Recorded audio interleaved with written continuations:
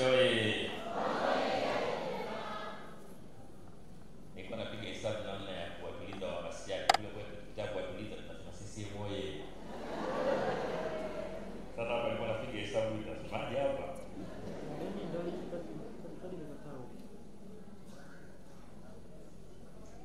Mheshimiwa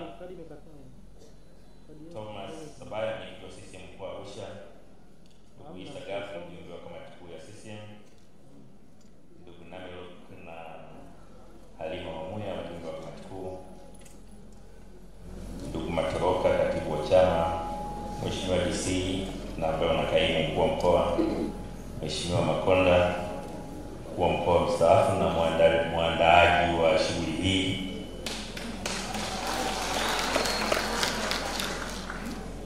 Mheshimiwa Ana Simamba Makinda spika mstaafu. Bibi yetu Mama Fatuma Karume mjane wa rais wa kwanza wa Zanzibar. Mheshimiwa, kuna watu hapa wametajwa lakini sijawaona ndani. Mheshimiwa Balozi Asharos Ngiro, kiongozi mzito sana, nafasi zako nyingi sana, shinda hata nitumie hivi kwa siku ya leo. Lakini wacha nitumie ile kabisa ya naibu katibu mkuu wa Umoja wa Mataifa mstaafu. Ndugu Dina Mosha, mwenyekiti wa kamati ya maandalizi ya jukwaa la wanawake. Ndugu Hadija Shah, katibu wa kamati ya maandalizi ya jukwaa la wanawake. Viongozi wa chama na serikali walioko hapa, viongozi wetu wa dini na viongozi wa kimila, washiriki wote wa jukwaa la wanawake. Nianze na kuwashukuru sana kwa heshima mlionipa ya kuwa mgeni rasmi wa kufungua kongamano hili la safari ya mwanamke.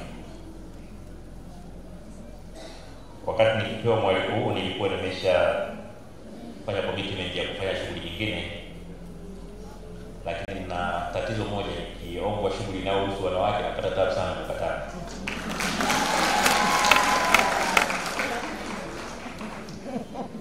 Na hasa pale mkuu wa mkoa anapokupigia simu mara 5. Kuna muda nitaka kumwambia mkuu wa mkoa, sasa wewe una nidhamu, nimeshasema nimesikia, hebu subiri majibu. Lakini mwishowe nikakubali kuja kushirikiana naye.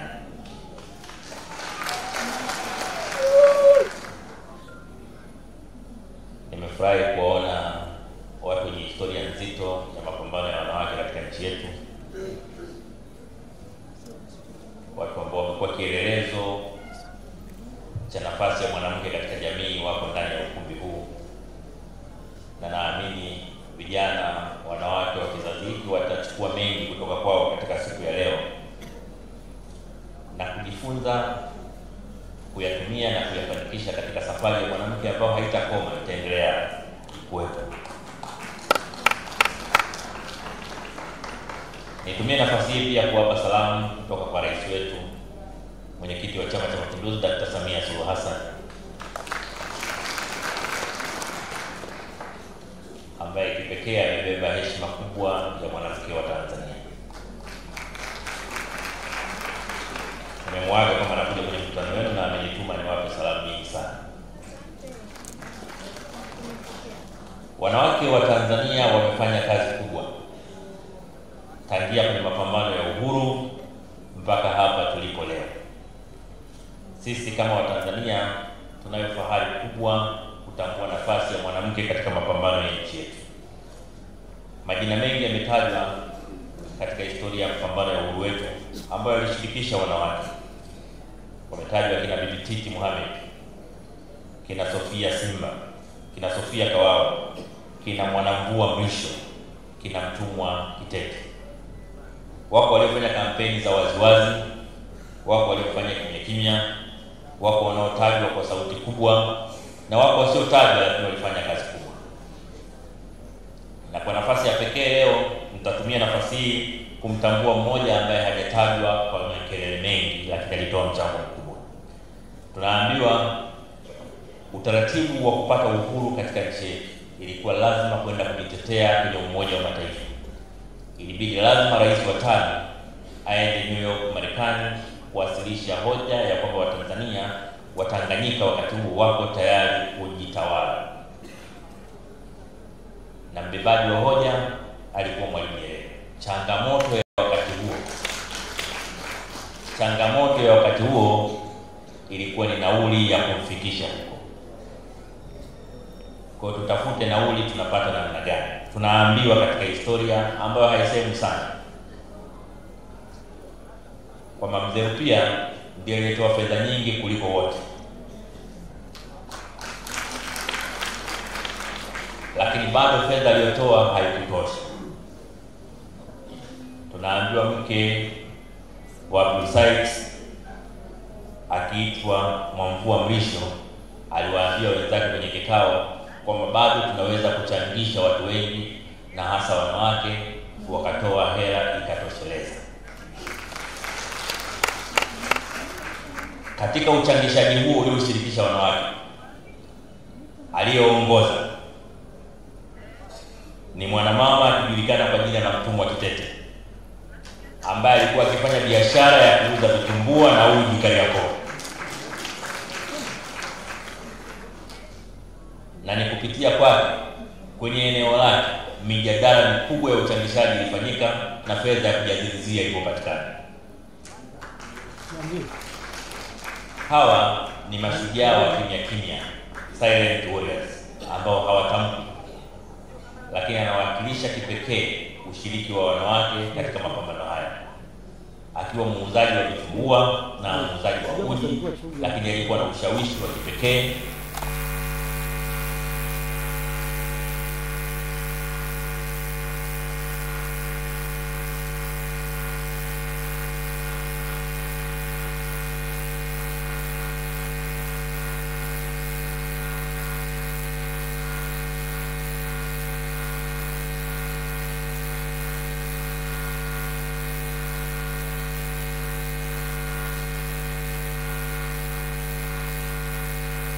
Na mwanamke mwingine anaitwa Samia Suluhu Hassan,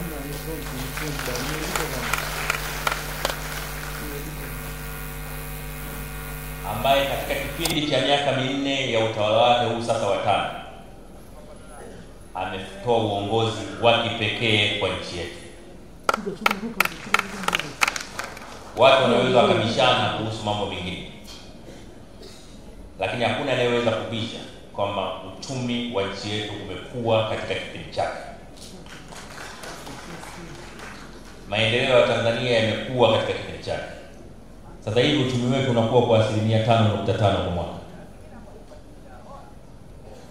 na haujakoma kukua. Mfumuko wa bei umeshuka, sasa tuko kwa 3.5%, katika mazingira ambayo kila mtu angefikiri kwamba katika mazingira ya kawaida ya mfumo dume sasa mwanamke hataweza.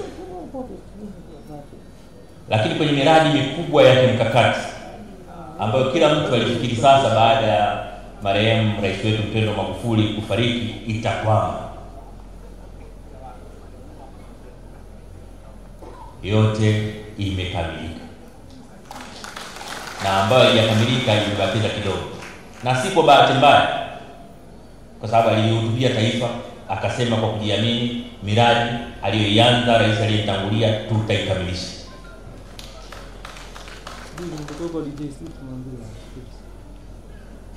Tunapata heshima Tanzania, Afrika Mashariki, Afrika na duniani kwa uongozi wa rais mwanamke.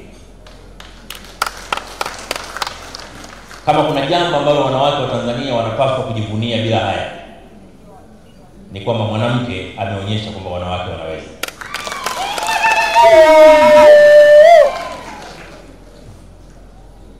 Katika kipindi cha miaka minne iliyopita, pato la mwananchi mmoja mmoja unapofanya kwa asilimia limekuwa kutoka dola za Kimarekani 1080 mpaka 1277, kiwango ambacho hakijaonekana siku za karibuni katika nchi yetu, chini ya jemedari mwanamke, na hilo ndio jambo ambalo ni kubwa sana. Lakini chini yake vikao vya halmashauri kuu ya taifa CCM na mkutano mkuu vimepitisha ilani ambayo inatoa kipaumbele cha pekee kwa wanawake wa Tanzania. Ilani inayosisitiza kuongeza ushiriki wa wanawake katika uongozi wa nchi yetu. Ilani inayoongelea kulazimisha kupunguzwa kwa riba katika mikopo mbalimbali ya biashara ili wanawake wafanye biashara. Ilani inayoongelea kuboresha mazingira ya biashara ili wanawake wafanye biashara. Ilani inayoongelea kuongeza nafasi ya wanawake kujiajiri na kuajiri watu wengine ili nafasi ya mwanamke katika jamii yetu ikue zaidi. Lakini pia ilani inayoongelea umuhimu wa kurasimisha biashara za wanawake ili ziwe na tija zaidi kwa taifa letu. Wanawake katika Bunge la Jamhuri ya Muungano wa Tanzania sasa wamefika 37%.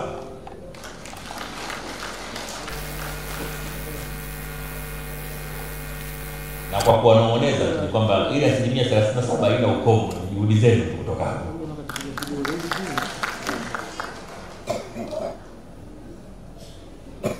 Na kila nafasi tunayopata ya kusukuma maendeleo ya wanawake tunaifanya. Wako hapa dada zangu na mama zangu, Mama Zakia, Mama Asharozi Migiro na Ana Makinda, wote nimekuwa nao kwenye kamati kuu. Wanajua ambavyo inapohusu nafasi ya kumtetea mwanamke mimi huwa sina aibu. Mimi natetea wanawake. Mimi natetea wanawake kwenye vikao vya siri na mikutano ya waziwazi. Hili jambo sina haya nalo. Kwa sababu natambua umuhimu wa wanawake katika kujenga nchi yetu. Natambua ambavyo wanawake ni waaminifu zaidi katika utumishi wa umma. Natambua ambavyo wanawake wakichukua jukumu wakakubali kulifanya, wanalifanya kwa moyo. Na ndio maana ni kwa maslahi ya nchi yetu kuendelea kuwapa wanawake nafasi ya kuongoza na kusimamia uchumi.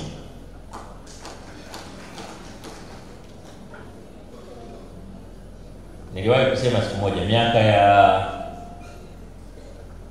ya mwaka 1990, baba yangu mzazi ni marehemu sasa,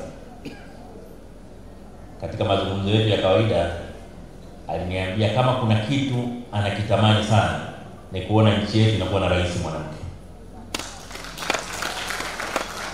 Na wakati ule mimi nilimuuliza, sasa unaposema nchi yetu itakuwa nzuri ikiwa na rais mwanamke, unadhani katika wana viongozi wanasiasa waliopo nani angeweza kuwa rais? Akasema wako wengi tu. Nikamwambia mtajie mmoja. Akasema hata yule Ana Makinda anaweza kuwa rais mzuri.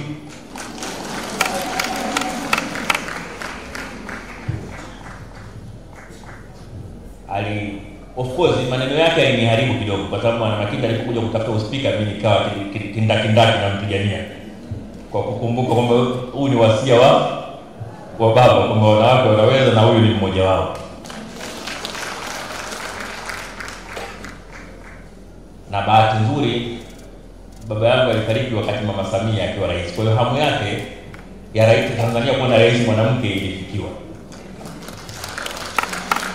Sasa sina hakika, pengine aliwahi kuota ndoto kwamba nchi ikiwa na rais mwanamke atateua mgombea mwenza kuwa mwanae.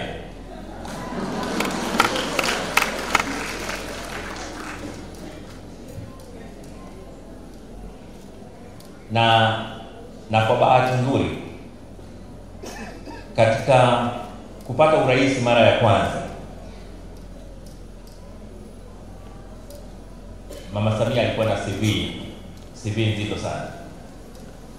Maana kabla ya kuwa rais alishakuwa mjumbe wa halmashauri kuu ya taifa ya CCM kwa karibu miaka 20.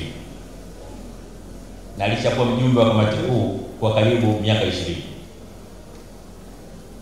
Alishakuwa waziri wa serikali ya Mapinduzi Zanzibar na serikali ya Jamhuri kwa karibu miaka 15. Na alishakuwa makamu wa rais kwa miaka 5. Ukiangalia katika historia nani alipitia yote hayo alafu akawa rais. Kwa maana tu mtiririko wa historia yake kila mtu angeshangaa kama ambavyo asingeimudu nafasi yake barabara, kwa sababu waliokosea aliwaona, waliopatia aliwaona. Kwa hiyo alikuwa na mambo mengi ya kujifunza, na ndio maana sasa kwa historia hiyo na mtiririko wake huo, ndio maana nchi inaenda kasi, kwa sababu hakuna anayeweza kumdanganya, anajua nchi iendelee inatakiwa nini.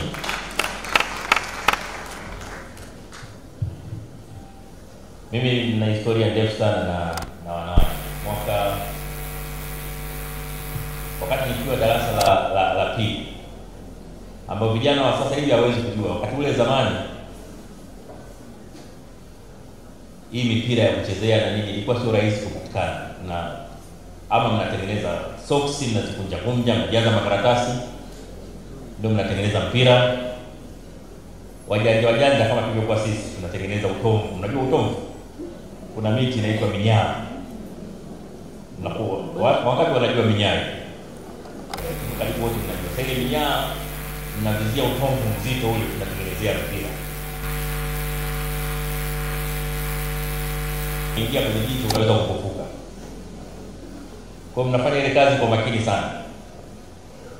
Sasa mimi miaka 80 huko, siku moja katika kutengeneza hiyo mipira, utomvu mzito ukanirukia kwenye macho. Waliowahi kuonja habari ya ule utomvu kupata kwenye macho wanajua habari yake. Sasa kaanza kutafutwa, anasema dawa pekee inayoponya ni maziwa ya mama anayenyonyesha.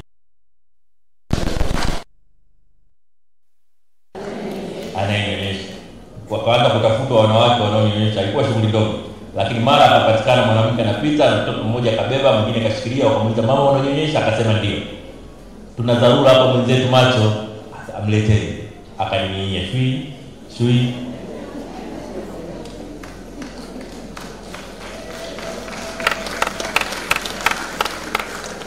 Macho yangu yakapona pale.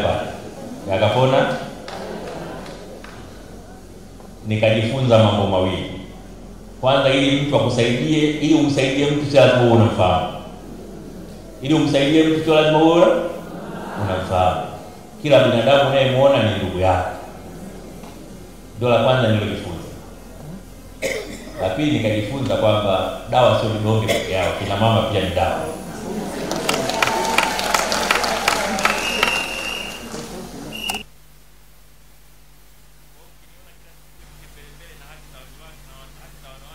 Nielewe.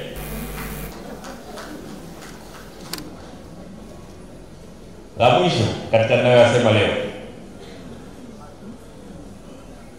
mwanamke yoyote Tanzania na duniani, ukimuuliza jambo la muhimu kwako kuliko yote ni nini, jambo la muhimu kwako kuliko yote ni nini, atakujibu amani. Atakujibu amani. Wanawake si wa binafsi. Wanawake sio wa binafsi. Wanawake wanapotafakari kuhusu nchi, wanawaza kuhusu wazazi wao, watoto wao, jirani zao. Na ndio maana kwenye ajali mbalimbali mara nyingi wanaume wanakumbuka watoto wao wakati wametoka kwenye eneo la tukio. Kama umetokea moto, mwanaume anakumbuka mtoto wakati kashatoka nje ya nyumba, kashakimbia, nimemwacha mwanangu. Wanawake mara nyingi wanakufa na watoto wao ndani ya moto.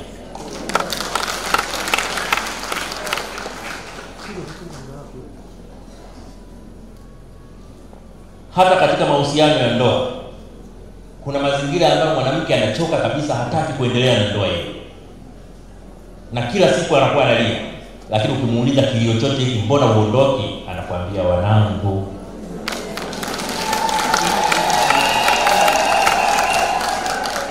Anakuambia nini? Wanangu. Isingelikuwa wanangu ningeshaondoka. Lakini wanangu wataishije? Nani atakuja kuwatazama? Je, hawatateswa? Hicho ndio kinachoniweka hapa. Na hivi ndivyo ambavyo wanawake wanalitazama taifa letu. Wanataka nchi yetu iendelee kuwa na amani, nchi yetu iendelee kuwa tulivu.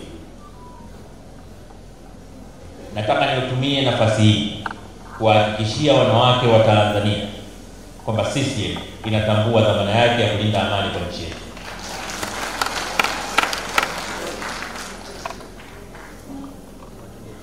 Nataka niwahakikishie viongozi wa mila, viongozi wa dini,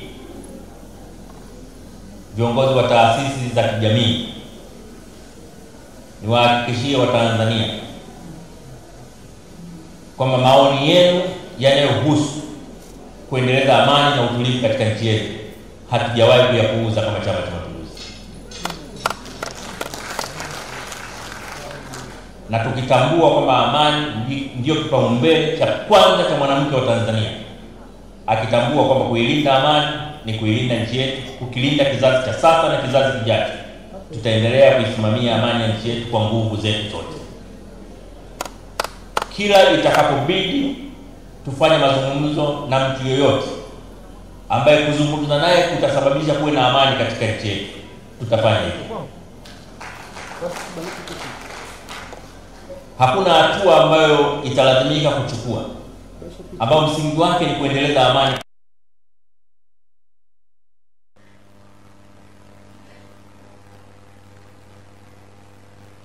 Tumeongea mambo mengi ya uboreshaji katika ilani ya CCM, na yote ambayo tunayasema tumezamiria, tukitambua tuna dhamana kubwa ya kuendeleza nchi yetu.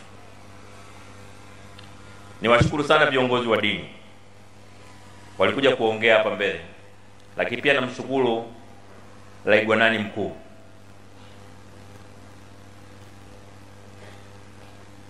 Wote kwa namna mbalimbali wametambua mchango wa Chama cha Mapinduzi na wametuombea kwa Mungu atuone, na mwezi wa Oktoba Mungu atengeneze njia. Tunawashukuru kwa kutambua nafasi ya chama chetu, lakini vile vile tunawashukuru kwa maombi yenu. Muendelee kutuombea, na wanawake wa Tanzania muendelee kutuombea, sio tu kuchaguliwa tena, lakini pia mtuombee kuendelea kuwa na moyo wa kutumikia nchi yetu. Mtuombee viongozi wote wa CCM tuwe na moyo wa kuipenda nchi yetu. Mtuombee tuwe na moyo wa kutumikia nchi yetu kwa uadilifu. Mtuombee tujenge umoja wa Watanzania kama ulivyoasisiwa na waasisi wetu.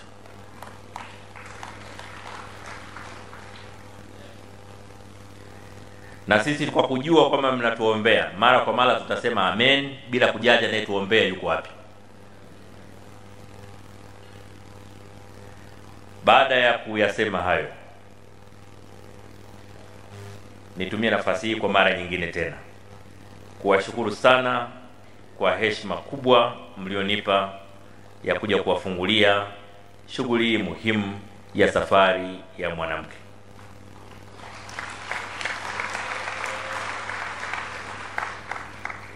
Naomba ninapotoka hapa kuendelea na ratiba nyingine, mjue akili yangu nitakuwa na nyinyi katika safari hii, na safari hii haiishi.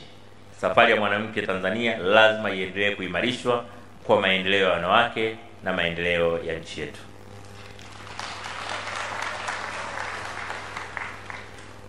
Nawashukuru sana waandaji wote wa shughuli hii, kamati ya maandalizi, mkuu wa mkoa mstaafu, na watu wote ambao mmefanikisha jambo hili.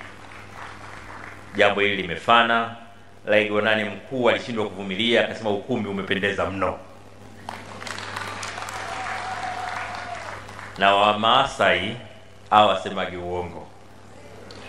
Akisema pamependeza, pame nini? Pamependeza. Na sisi watu tunaotoka kwenye boma tunajua mambo haya. Na washukuruni sana, kongamano lenu limefunguliwa.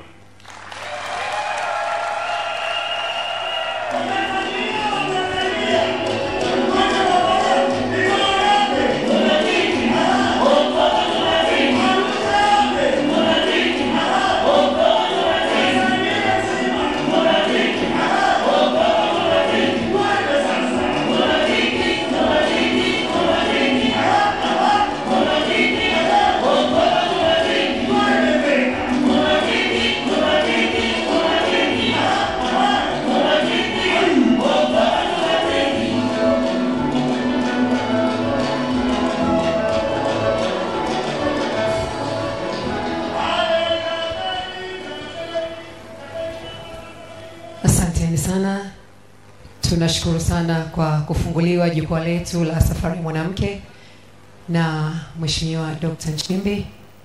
Tunakushukuru sana.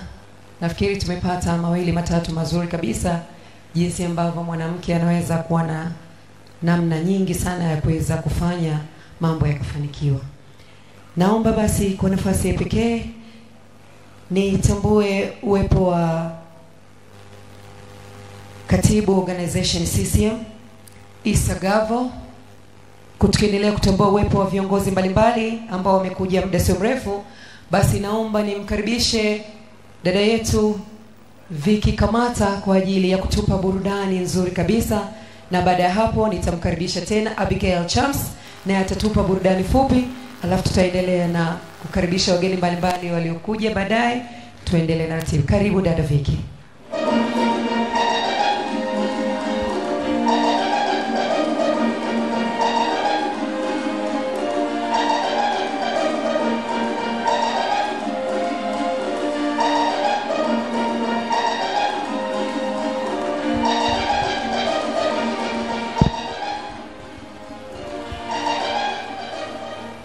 Asante sana Mheshimiwa mgeni rasmi, mama zetu, waalikwa wote.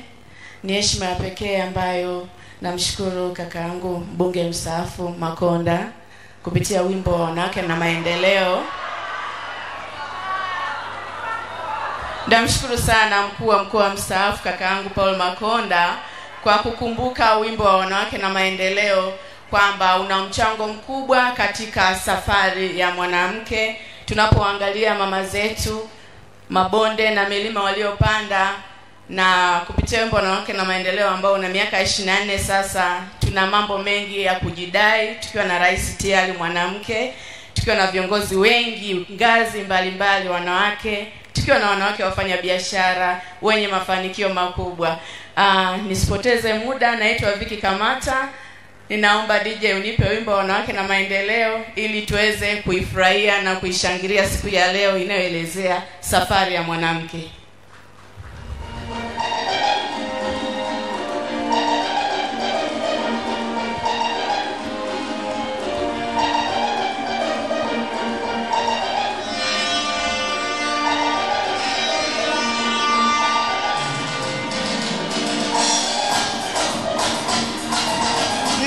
Kucheza ni siku ya kufurahia kina mama.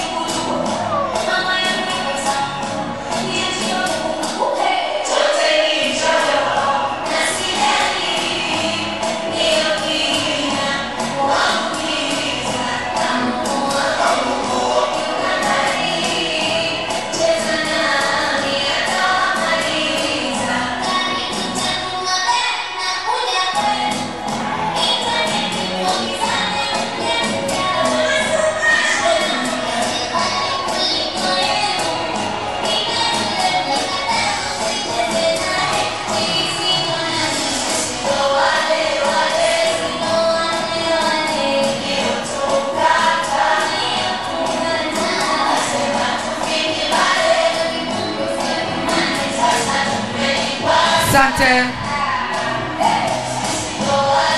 Asante sana wakina mama mliotukata. Asante wakima. Hatufiki mbali wewe. Jamani, Mungu si athumani. Asante wakina mama aye. Asante sana, naomba tuchukue nafasi zetu, tutaendelea na burudani.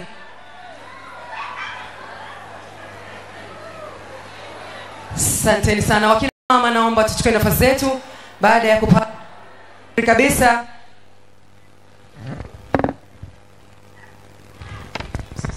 Asante sana. Naomba wakina mama tuchukue nafasi zetu kwa utulivu kabisa ili tuweze kuendelea na ratiba yetu.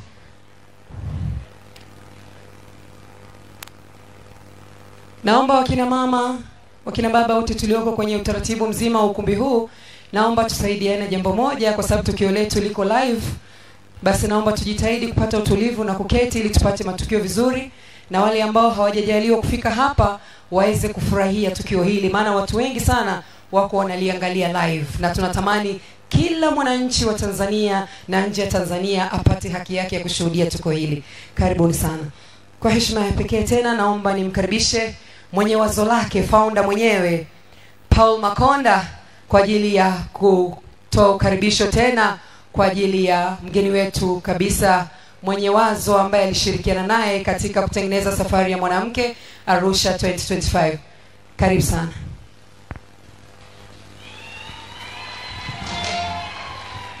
Jamani, mheshimiwa mgeni rasmi, kazi yangu ndogo tu. Bibi njoo tukapige maneno. Twende tukapige soga. Twende.